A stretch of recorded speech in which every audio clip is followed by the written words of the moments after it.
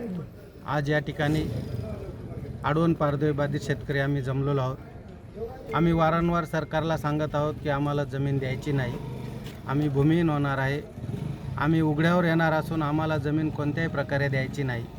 आम्ही 2023 पासून लढा देत आहोत। माननीय न्यायालयामध्ये सुद्धा जाऊन त्यांनी स्टे दिलेला आहे, तरीही हे कागदोपत्री घोडे चालूच आहे। या गोष्टीला आम्ही कंटाळून गेलो आहोत। त्यामुळे आम्ही हरकत अर्ज देऊन शासनाला कळवले आहे की जर या गोष्टी थांबत नसेल तर आम्ही छत्रपती शिवाजी महाराजांची जयंती झाल्यानंतर 19 फेब्रुवारी नंतर आम्ही मुंबईच्या दिशेने ट्रॅक्टर मोर्चा काढणार आहोत। हा मोर्चा काढताना आम्ही जिल्ह्यातील जितके बी बाधित प्रकल्प आहे आणि जितके बाधित शेतकरी आहे या शेतकऱ्यांना सगळ्यांना एकत्र मोठ बांधून आम्ही मुंबईच्या दिशेने ट्रॅक्टर मोर्चा काढणार आहोत। आणि जर त्यांनी आम्हाला न्याय दिला नाही तोपर्यंत आम्ही ट्रॅक्टर आणि आम्ही घरी येणारच नाही।